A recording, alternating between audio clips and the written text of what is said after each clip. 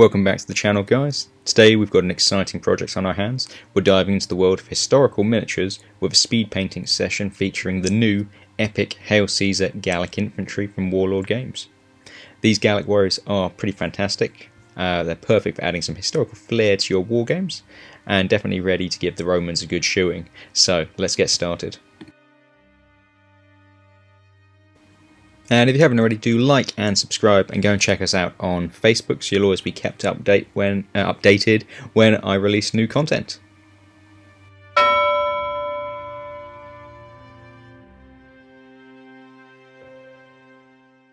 So the first thing you're going to need to do is get your preparation sorted. For these you're going to need some clippers, craft knife, paint brushes, spray paints, and some sort of area to work in. Don't worry too much about it being immaculate. As you can see, my tabletop is, well, my mat I should say, is pretty mucky, but that's the whole point of it. It keeps the counter itself clean. Paints, I have a mixture of different brands, so again you don't need to be brand specific, just go with what works for you. I will be base coating these in a black. So first up, this time we're going to be using flesh. I've made mine using a mix of Game Colours Bone White and Game Colours US Field Drab. For this base coat, it's kind of a darker tan colour, which I think works quite nicely, and then it picks out later when we do our highlighting. Just a question to all of you guys. Have you got your hands on any of the epic Hail Caesar yet? Are you planning to? If you are, which nation would you be most interested in building for your armies? So what I'm doing here is obviously doing the flesh. I'm using a medium brush, just kind of splodging it in. It's the first colour, so it doesn't really matter. Just make sure you get all of the arms, all of their backs. These guys are half naked, most of them, so just make sure you give them a good coverage.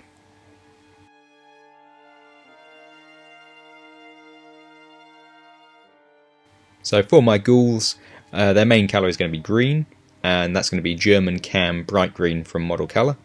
Now, I'm not going for a historical necessarily colour scheme for my force, more based off of the Rome Total War ghouls, who were a green colour themselves. Yep, that's kind of the theme that I'm going with for my Gallic force, so destroy me in the comments down below if you want to. However, there is artwork to show that they did wear a mixture of colours, patchwork, so browns, greens, blues, reds, basically whatever they could get their hands on. So the sky's the limit, do what you like and do what looks good for your army.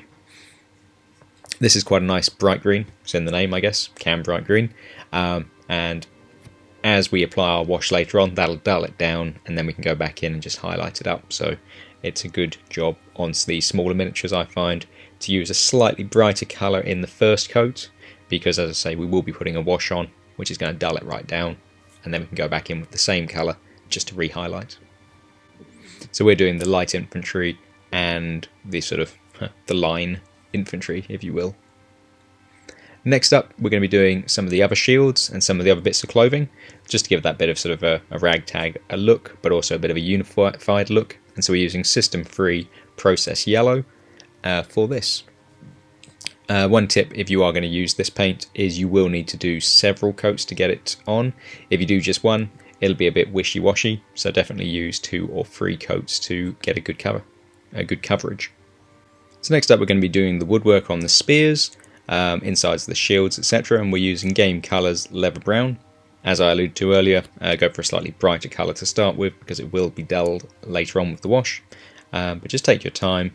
You will see there are spears being held aloft and there's some spears which are held behind shields. There's bits of wood all over the place. Just take your time, make sure you catch all the pieces that you need to.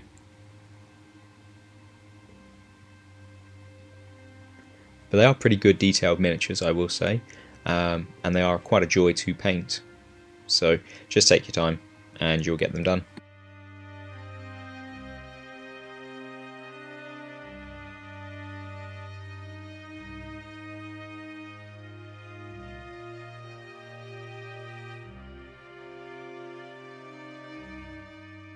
Next up we've got the metalwork, so for this I'm using Game Colours Bright Bronze and Game Colour Silver. I'm mixing and matching, so some of their helmets I'm doing in bronze, some in silver, Obviously all of the spear tips and swords I'm doing in silver, but just just to give a bit of a sort of ununiform army appearance, I just do a few of each colour. Same with the shield boss in the centre. Some of mine have gone silver and some of them I'm doing in bronze. And then we've got the light infantry, so skirmish units. Same process again, so just to pick out the spear tips. If you've got javelin troops, they're javelins. I did find with the javelin infantry they do tend to have a couple hidden behind their shields, so just make sure you catch all of the heads. But just take your time. At this stage we're starting to get most of the colours done, so you don't really now want to go over previously done bits. So just take your time and make sure you get them done properly.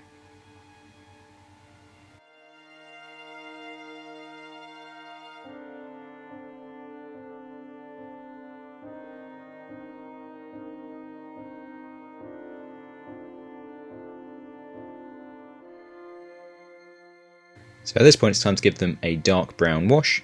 If you go and check out my video on the channel, that shows you how I make my own washes. And then it's time to go back in with the original colours once the wash has dried, and then we'll use those original colours to do the highlighting. At that stage you can also add in a few extras if you wish. And then we get to the fun bit, which is to put the basing on. So you can either go crazy, put clump foliage, twigs, tufts of grass, go the whole 9 yards, or you can quite literally, the bases come green, so you could just leave them green if you wanted to. You could just paint them green, or you could just apply sand and then paint the sand green, sort of go old school, the sort of thing that you'd see from Games Workshop back in the day.